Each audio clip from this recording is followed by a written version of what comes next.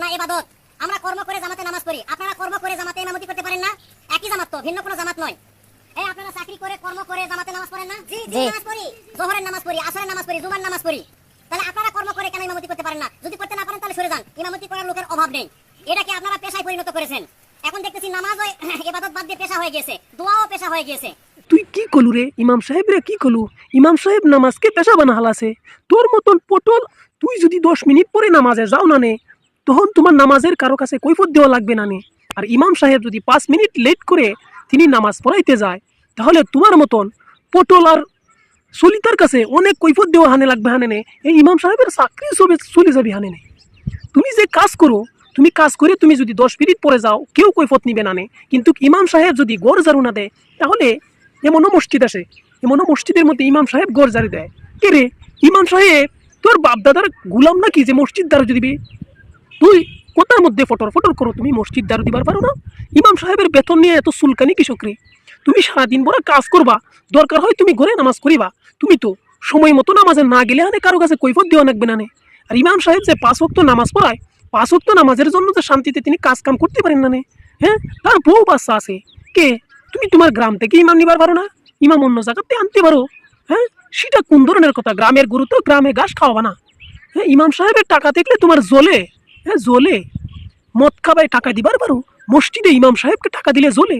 এ রে তুই মুসলমান কিরা কোসে? হ্যাঁ, মুসলমানে কোনোদিন ইমাম সাহেবকে নিয়ে এরকম প্রশ্ন তুলতে পারে? এই বেটা, একটা রিক্সা চালকের তো প্রতিদিন কয় টাকা রোজ আছে রে? হ্যাঁ, প্রতিদিন সে যদি রিক্সাও চালায় তাই তো সে 700-800-1000 টাকা ইনকাম করে। একটা ইমাম সাহেবের বেতন 6000 টাকা, 7000 টাকা, 8000 টাকা, 10,000 টাকা দিয়ে হানি তোমার এত কষ্ট লাগে কৃষক রে? এ রে তুই কোন ধরনের মুসলমান রে? হ্যাঁ, তুই কি পাইছাও? কি পাইছাও তুই? এত কষ্ট লাগে হানে? হ্যাঁ, ইমাম সাহেবরে টাকা দিবার হানে? তুই বলিস যে নামাজকে পেশা বানা হালাছিলে। এ রে তুমি যে কুরবানি দেও, হ্যাঁ, এমন ইমাম সাহেব আছে তারা কুরবানি দেয় না, অথচ ইমাম সাহেব নিজে কুরবানির ফজিলত বর্ণনা করে। তখন তোমার মতন ডুগডুগি মুসল্লি কই থাকে রে? এ রে আব্বাস, এ কি করলি তুই? এই ইমাম সাহেব নামাজকে পেশা বানা হালাছে, তোদের মতন কিছু কুকুর মার্কা মুসল্লির কারণে নামাজকে পেশা বানা হালাছে। তোর কি বিবেকে ধরে না একটা ইমাম সাহেবকে টাকা ছায়া নিতে হবে কেন রে? তোর মসজিদে নামাজ পড়াইবি, তুই মাসা যা পারস তা দিবি, সাটা সাথী হবে কিনা রে? ইমাম সাহেবের 3 মাসের বেতন বাকি রাখে ইমাম সাহেব নামাজ পড়ায়। ইমাম সাহেবের বউ বাচ্চা নাই, ইমাম সাহেবের মা বোন নাই, ইমাম সাহেবের ফ্যামিলি নাই, তারা কিবা চলে? তাদের সে সময় তুই একবারই কুচখবর নিছাও রে? বড় বড় কথা মারতেছো কিসের জন্য রে? হ্যাঁ, ফাইজলামি পাইছা তুমি নবীজির হাদিস মোতাবেক চলতে আছো। নবীজির কালে তোমার মতন মুসল্লি আসাল না যে ইমাম সাহেব খায় আছে না উবাস আছে, সেটা কুচখবর নিছে বালা করে মাথার মধ্যে কুকুরে যদি প্রস্রাব না করে মাথা ক্লিয়ার করে প্রকৃতপক্ষে মুসলমান হয়ে যা, তাহলে ইমামতি করার জন্য তোর এত প্রশ্ন আসবে না। ইমাম সাহেব টাকা দিয়ে নামাজ পড়ায়। কে রে ইমাম সাহেব ইমামতি করার জন্য একেবারে টিকে গেছে রে?